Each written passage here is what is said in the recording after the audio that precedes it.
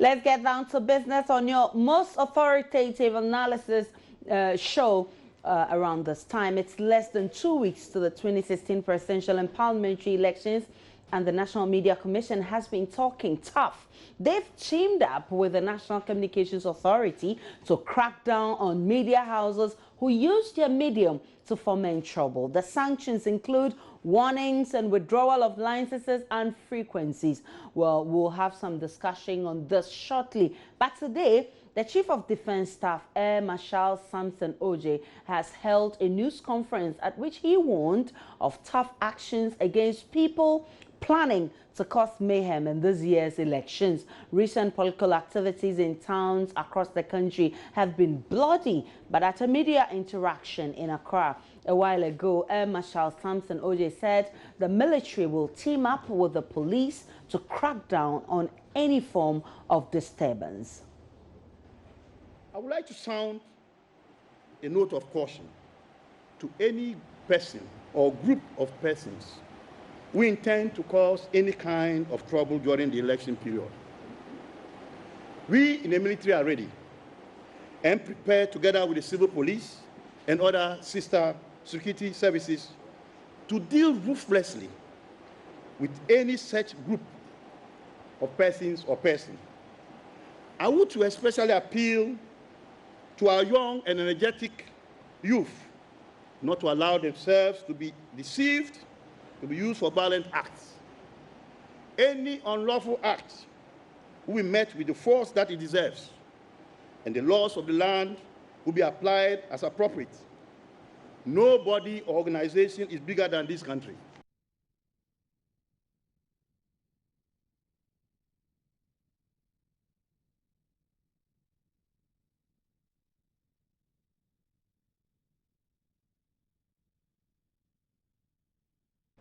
He also hints of some collaboration with the media to ensure sanity in the system during elections.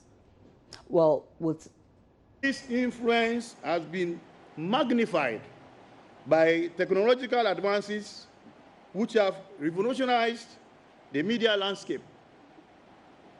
The paradox of the situation is that while this exponential advancement in the media landscape enhances its capacity to further the cause of democracy, it also enhances its destructive capacity. The media is therefore a double-edged sword, which, if professionally employed, could serve as a tool for the advancement of democracy. But if not properly managed and controlled, could spell the doom of the democratic process. Africa cannot easily forget the role that the media played in the conflicts that brought genocide to Rwanda and civil war to other African countries. I wish to take this opportunity to appeal to you, the media, to let us jointly employ all the means at our disposal to ensure a peaceful, free, and fair elections. I would like to assure all and sundry that the armed forces will abide by all the ethical codes and principles that govern our noble profession and in the prosecution of our assigned tasks and roles regarding the upcoming elections. The Ghana Journalists Association is also calling for protection for journalists who will be executing their duties during the elections. So our appeal is simply this: both the military and the police should extend a special cover of protection to all media houses and the practitioners. I've been working in GBC for decades, and I didn't understand why the military should maintain their presence there.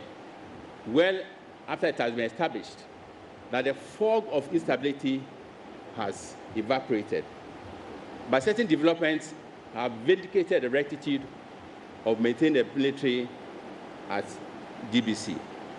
So it stands to reason that what is good for GBC is also good for Joy FM, it's also good for Radio Gold, it's also good for Oman FM. So we appeal to the security apparatus to regard every media house as a security zone and then ensure that we are protected during and well after the elections. We also have a responsibility to ensure that what we write and what we say pass the tests of responsibility, the test of security, and the test of stability. This is not the time for media practitioners to court martyrdom or to show unnecessary bravado.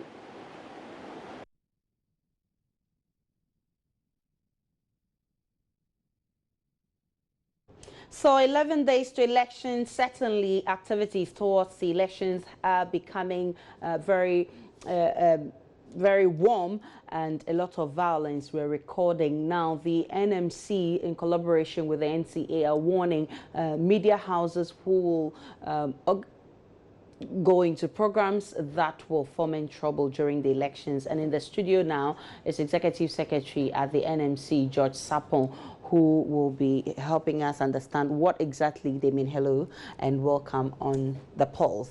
Thank you very much. So if you say you will sanction media houses who will foment trouble during the elections, what do you mean by that?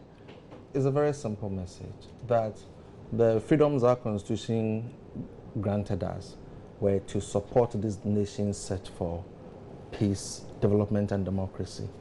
Anything other than this, we would consider that the media would have fallen down on the job. And the Commission and the NCA as regulators are determined not to allow that to happen. What are some of the things you'll be looking out for? Because the media's, generally, media's duty is to inform, educate, entertain. And so in executing that duty, you may not be caught fomenting trouble, or you cannot explain that as fomenting trouble. What exactly will you be looking out for? So I completely agree with you. Anybody who did what you just said wouldn't have to worry about regulatory sanctions. We are talking about situations where the media is used to pervade hate speech, incite conflict, particularly ethnic, religious, and partisan conflict.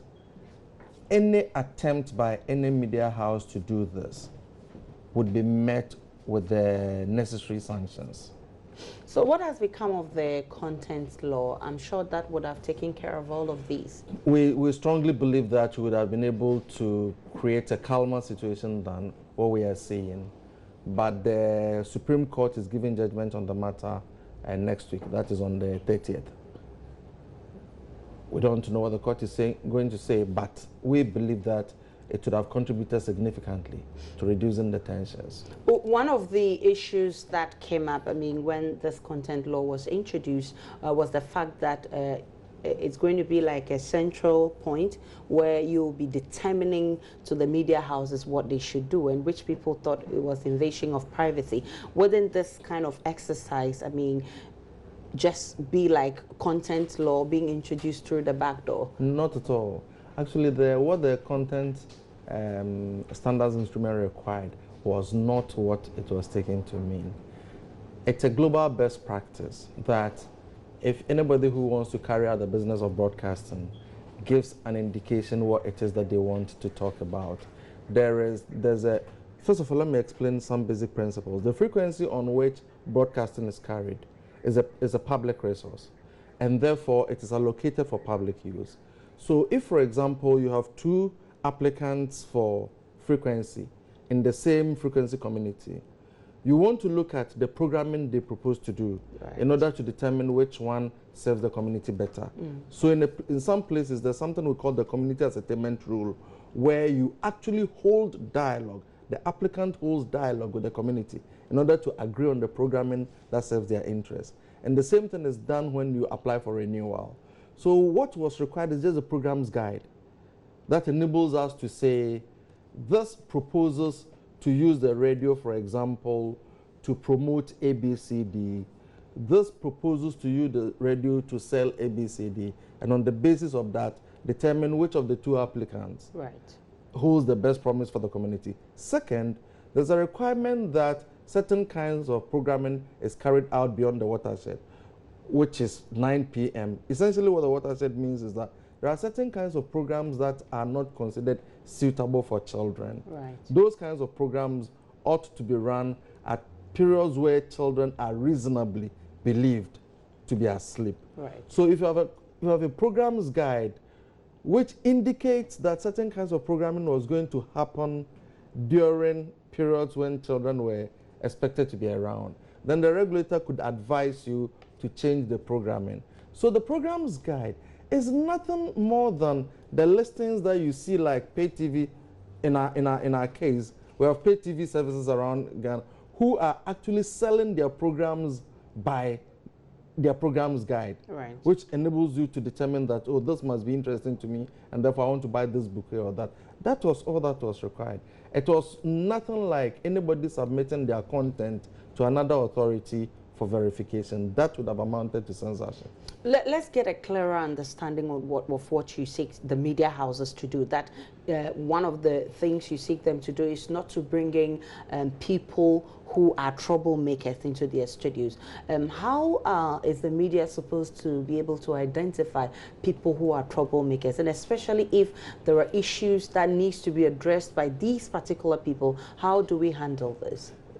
Just exactly what you've done always. Take multimedia on all your platforms.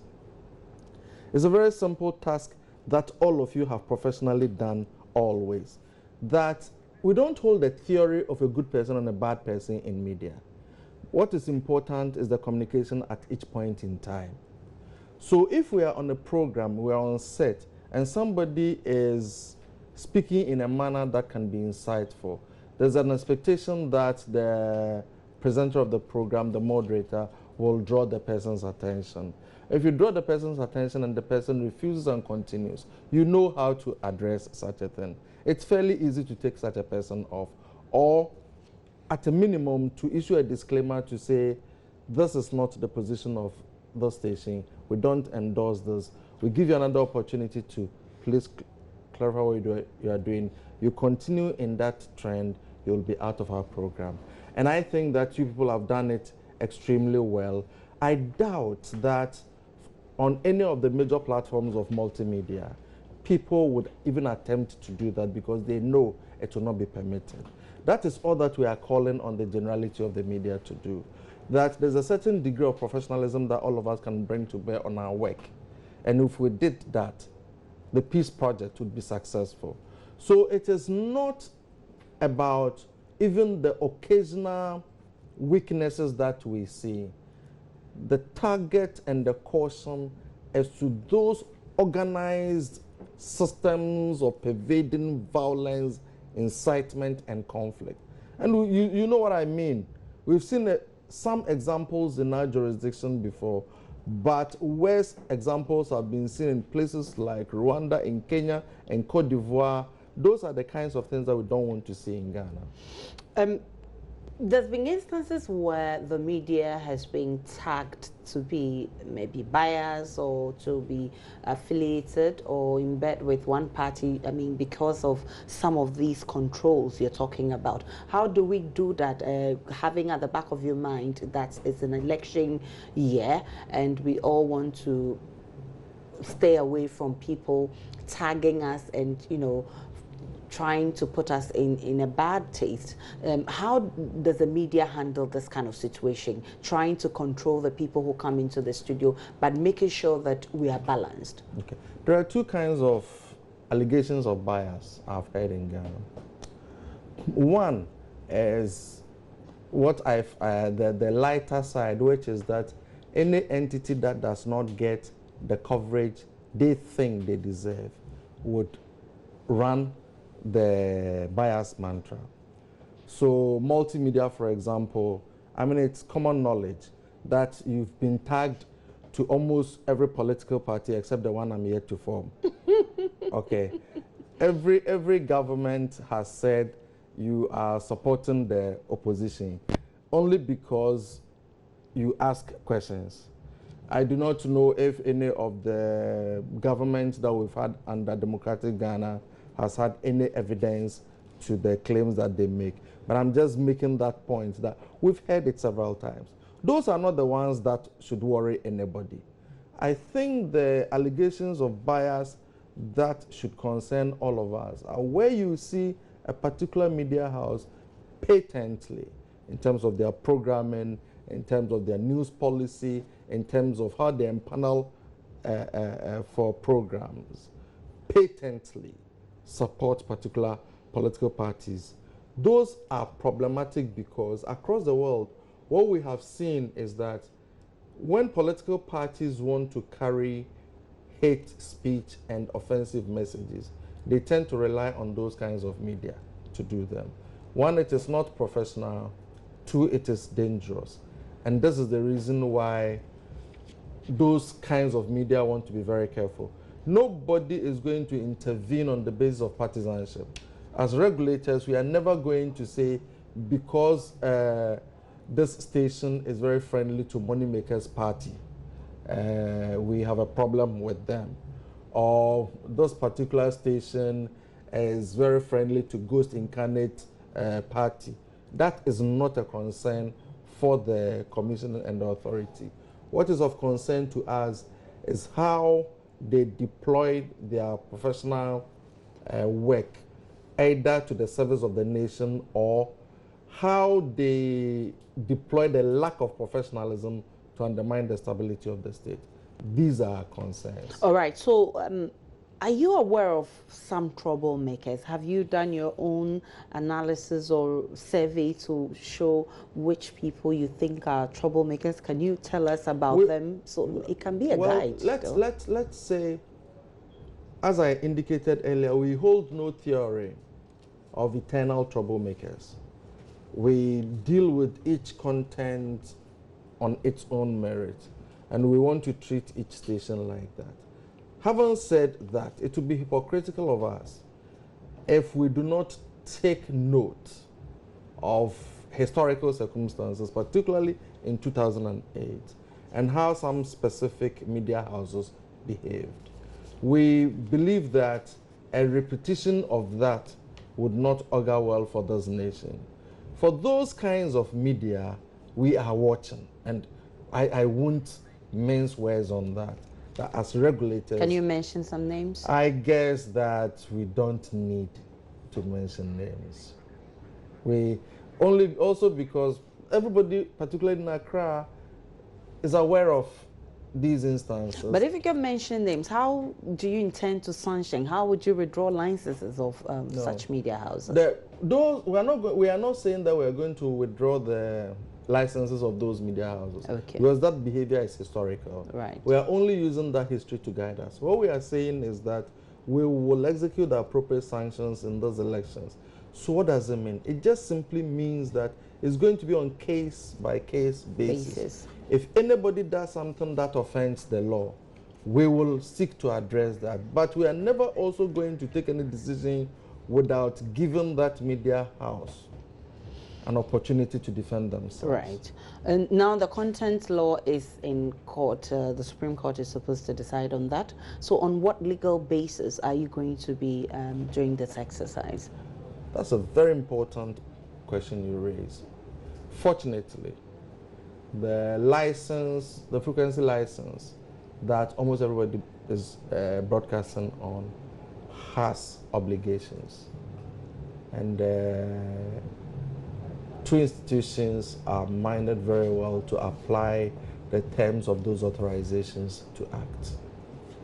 Okay, but back to the media house issue. We're supposed to be asking questions or engaging the people on the basis that it will not raise tempers and all of that. But you'll agree with me that certainly there are questions that normally will tickle the emotions of people. How do we go about it if we certainly have to ask that question and knowing that this question will definitely raise tempers? Please go ahead and ask the questions.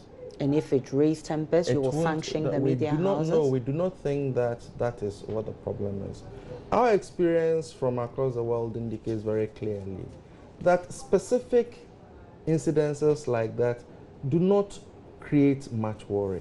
The real problem, as I have already indicated, is where a particular media house systematically programs itself towards violence.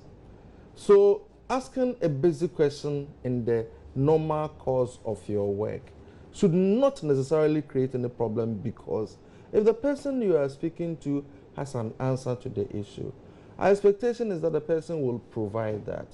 If the person does not have an answer to the issue and resorts to emotional outburst, we do not think that that by itself will create any sense of violence. In any case, it is fairly easy to address concerns raised by a single speech act. Right. As I sit with you, if I said something that offended people, in most cases, a humble retraction and apology from me may assuage the feelings. If I am not decent enough, and I adopt an inelegant attitude to the communication and refuse to apologize, you have an opportunity to apologize on behalf of the station and to say the station does not endorse this kind of behavior. In most cases, it will assuage people's feelings. So those kinds of circumstances really do not present regulatory challenges. Right. Ask the questions and please ask them as pointedly as you can. The pursuit of truth is essential to the building of democracy. You talk of specific media houses that are affiliated to specific political parties. Are you going to treat them with a different gloves, or how are you going to handle them? Because certainly their risk of inciting violence may be higher than media houses that are neutral. I tend to be very careful with the word affiliated, because that requires some evidence and proof. What we can say is that in terms of their coverage, they appear to be friendly to certain media houses. Again, I only can repeat what I've said already. We do not hold any theory of bad media or good media in Ghana. Right. We treat every media, every journalist fairly, and it is case-by-case basis. So we are not going to rely on any historical performance to target anybody to say, because we think you are friendly to party A or party B. That is not what we are going to do. What we are going to do is to say we are watching everybody, but with special emphasis on media houses that have historical behavior of insightful content, and that we won't mince words about that. And you don't want to mention names? Because nobody has done anything now, you run into prejudiced behavior if you already start calling names, when in fact it may well be the case that they are going to be the most peaceful media for purposes of this election. So we are not going to mention anybody's name. Can we have a fair idea of this historical background you're talking about? Which? I mean, some of the historical precedents that's going to guide you in this exercise. Sure. In 2008, particularly for residents of Accra, we had example of some radio stations that carried messages that worried almost everybody. Those are the media houses we are talking about. Messages as saying declaring results, or no, those some false of them information? In a lot of cases, it related to matters like that. False allegations of people haven't done ABCD. In most cases, it turned out not to be true. Uninvestigated stories, all manner of claims. We recall that in certain instances, people would sit on radio and mention specific names of public officers and accuse them of engaging in certain kinds of malpractices in relation to the elections. I recall that in one case, one officer of the Electoral Commission was mentioned, and in my private conversation with this officer, who has now retired, it was very painful because he was nowhere near the scene where he was alleged to have committed that offense. In one instance, somebody was almost lynched because the name had come up as an officer committing some kind of infraction to rig the elections. Some of these things turned out not to be true. We have instances where people were systematically insulting ethnic groups or people of particular faith in a manner that could very easily spark violence. These are the kinds of situations that we are saying we do not want to see these again. They have no value at all. They don't advance our democracy in any way. They don't advance our development in any way. But those kinds of questions, and I'm just coming back to you, those hard questions that lead us on the path of enlightenment as a society, as a people, as voters, to know how officials and politicians, whether in government or in the opposition, are behaving, are necessary to enable all of us make the right choice. So please go ahead, ask all those difficult questions. In fact, the commission will feel extremely let down if you didn't ask those hard questions. Well, let's look at the Media Foundation for West Africa, and I know they've been conducting some surveys, and they have a list of media houses who have the tendency to incite violence. They have the list of media houses who have incited violence, I mean, prior to election 2016. And would you be collaborating with them, or would you have the list so that it can guide you in this exercise? What the foundation has done, I think, is on indecent expression. That is markedly different from insightful content and hate speech. So we are using a higher standard than what the foundation is doing for its work. The foundation's focus has been to make sure that society understands that broadcast and communication, public discourse, have certain standards of expression.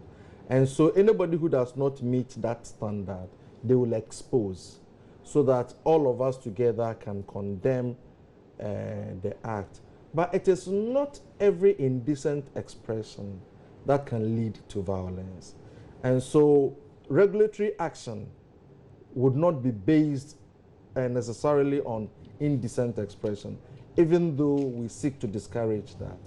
The kinds of content that we are concerned about, let me repeat, those that border on hate speech and incitement. One of the platforms that's very difficult to control has been social media, and you seek to do something about this. How do you intend to control social media information that go on social media? We do not at any point seek to control social media. Okay.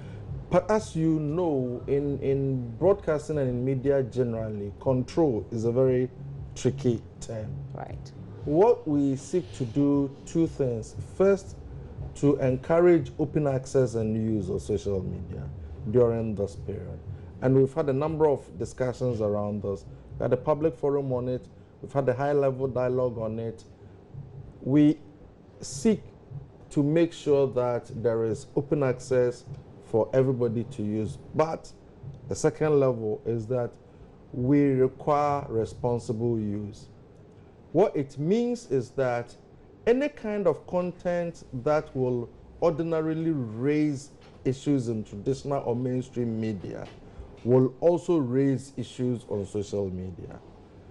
Our attitude, as I've said, indicated already, is that in situations where explanation, rejoinder, or any such further expression can address, we will encourage the institutions that are involved to do that. So if, for example, somebody put out some facts around the elections or some fake information around the elections, we would expect that the Electoral Commission would quickly correct that. If they say something that bordered on the security arrangement, we would expect the police and possibly the military to respond to quickly explain that. Therefore, we do not expect that we will have too many problems. However, if there is an example of systematic, and please note the words, systematic and organized use of social media to foment trouble. It appears to me that all the stakeholders will work together to address it. Systematic and organized. What do you mean by that? It means that there will be a direct somebody you can point to for doing that on social media, because it's difficult to track. In fact, if we were to speak a bit of technology, it is just that it is unprogressive to attempt any kind of censorship or sanctioning on any media platform, including social media. But tracking is not as complicated as sometimes people make it seem. It's not. Okay, so you would exploit that. We do not think that our collective action mentality and thought should be directed towards that. If you look at social media, there are a lot of things that we don't like there, but really, very little there threatens the stability of the state. So we need to be extremely careful about what irritates us and what can send society into trouble. Let us be tolerant of a lot of things that we don't like. And let's hold sanctions to the highest bar so that we tend to sanction the most egregious offenses that have the capacity to throw the nation into chaos. Not every kind of infraction that we don't like, not every kind of falsehood that we see. Okay. I'm wondering how the monitoring is going to be. How many media houses do we have? A whole lot. The number is huge. How is the monitoring going to be? What strategies are you going to adopt? I think perhaps you need to bring your cameras one day to our monitoring center to see how it is done. Okay. It's technology, and we have the right technology to do, particularly for mainstream media. We have just about 50 radio stations, or a little less in Accra, and that poses no problems at all in terms of our monitoring. In places like Ashanti, we have a monitoring system there. Other parts of the country where we don't have monitoring systems, we have a mobile unit that can move around. But the truth is that the examples we've seen in this nation about the performance of the media shows very clearly that substantial part of the content we carry is edifying and is helpful to society. What we are worried about is a very limited fringe. And therefore, when we discuss these regulatory interventions, it should not lead to any panic at all. Right. In all honesty, for a place like multimedia, I can say without any hesitation that people like you can easily ignore what we are talking about. Because very little or none at all of your content or your work raises the kind of concern that we are talking about. Okay. For most of the media houses in Accra, occasionally they may carry some material that you wish, oh, they could have done this better, or sometimes it's completely wrong. But those are not the kinds of things that we are worried about when we talk about regulatory interventions during the elections. Well, many thanks, and wish you all the best in this Thank exercise. you very Thanks much. so much, Mr. Sapon, for passing through on the Pulse. And this is the Pulse, your most authoritative news analysis program around this time in Ghana.